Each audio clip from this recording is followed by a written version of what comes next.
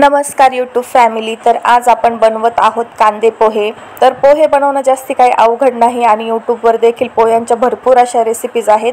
पण ही जी पद्धत आहे ना, तर माझी आई नेहमी या पद्धतीने पोहे बनवायची आणि मी देखील बनवते। त्यामुळे जेव्हा केव्हा मी पोहे बनवते ना, तर मला तिच्याच हातची चव आठवते।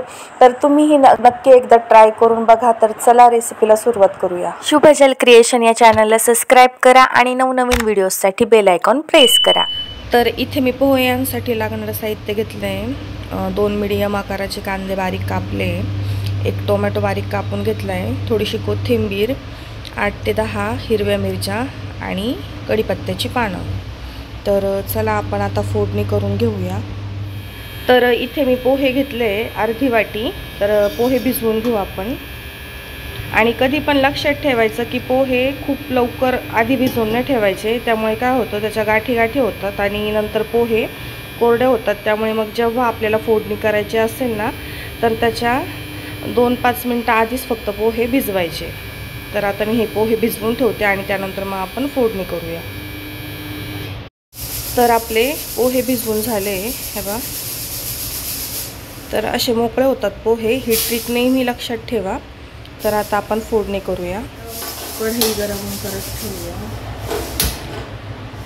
कढई तापली, आपण तेल गरम करून घेऊया। तेल छान तापले। आता मोहरी, जिरे, कांदा घालून घेऊ।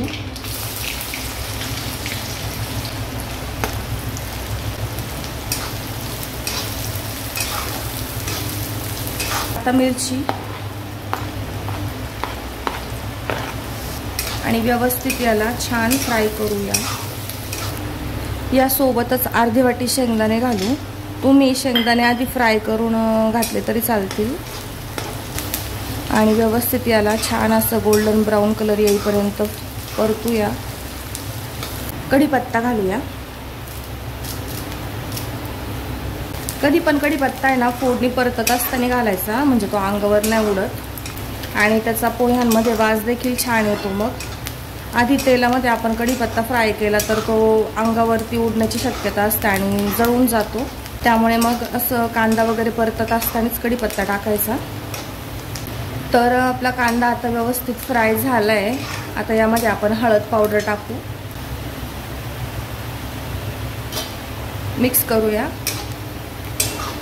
टोमॅटो टाकून घेऊ, मिक्स करू। 1 ते 2 मिनिटं टोमॅटो देखील छान फ्राय करायचं आहे, म्हणजे मग ते मऊ होतं। टोमॅटो देखील आपलं 1-2 मिनिटं छान फ्राय झालं आहे। आता आपण यामध्ये पोहे ॲड करू। तर बघू शकता पोहे तुम्ही की मस्त असे मऊ आणि कोरडे झालेत। तर हे पोहे ॲड करूया आपण आता। सोबतच चवीनुसार मीठ,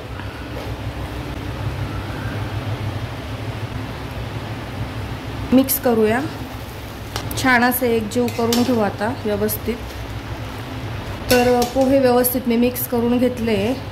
आता आपण यावरती 2 मिनिटं झाकण ठेवू आणि वाफेवरती हे शिजू देऊ।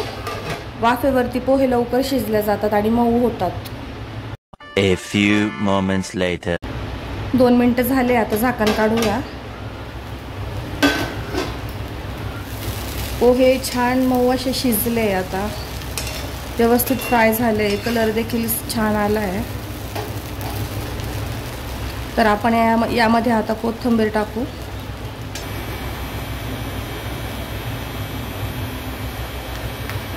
मिक्स करू। तर इथे आपले पोहे तयार आहेत। इथे मी तुम्हाला एक ट्रिक सांगते। पोहे जर तुम्हाला कोरडे वाटत असतील ना, तर ज्यावेळी आपण 1-2 मिनिटं पोह्यांवरती झाकण ठेवतो त्यावेळेस ना थोडासा पाण्याचा शिपका द्यायचा। थोडंसं हातावरती पाणी घेऊन आहे ना पसरून टाकायचं असं पोह्यांवरती आणि मग 2 मिनिटं झाकण ठेवून वाफ दाबायची, जेणेकरून पोहे मग कोरडे होत नाही, मऊ होतात। तर चला आता आपण सर्व करून घेऊया। तर इथे मी एका डिशमध्ये पोहे सर्व करून घेतले। वरतून थोडंसं किसलेलं खोबरं, थोडीशी कोथिंबीर आणि लिंबू, कारण लिंबाशिवाय पोहे म्हणजे अधुरेच। तर कशी वाटली रेसिपी नक्की कमेंटमध्ये कळवायला विसरू नका। तुम्ही देखील ट्राय करा आणि नक्की तुम्हाला आईच्या हातची चव आठवेल असे पोहे आहेत। तर भेटूया नेक्स्ट व्हिडिओमध्ये।